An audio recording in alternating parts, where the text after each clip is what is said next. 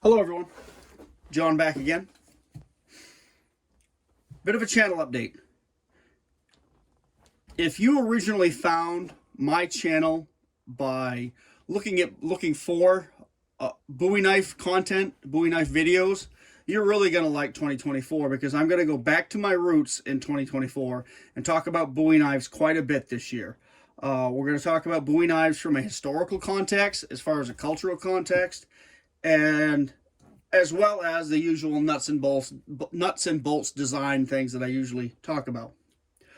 Over the past 6 or 8 months, I've looked at my old videos because I was considering taking them down or redoing them, and I decided to leave them up. But I also looked at them and said, I agree with, let's say, 99% of what I said. However, I also noticed that I glossed over some subjects and I ignored some things that maybe I should cover. And also, in the intervening years, I've done a ton more research and development and things of things that I probably should talk about now.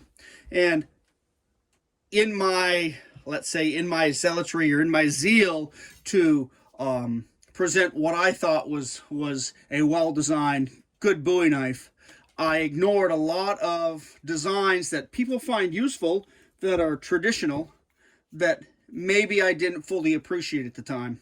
And we're going to go back and look at some of those. We're also going to talk about the pistols of the day because they had a pretty good influence on what the Bowie knife was. We're going to talk about sabers and their influence on the Bowie knife. We're going to talk about references, and we're also going to talk about the usual construction things. And we're going to review some reproduction pieces as well as some originals just to see what we can learn from them. But anyway, if you came here for the Bowie knife content, you're going to have a pretty good year this year. I'm gonna put out some what I think are some good ideas and some good Bowie knife videos with a lot of information in them.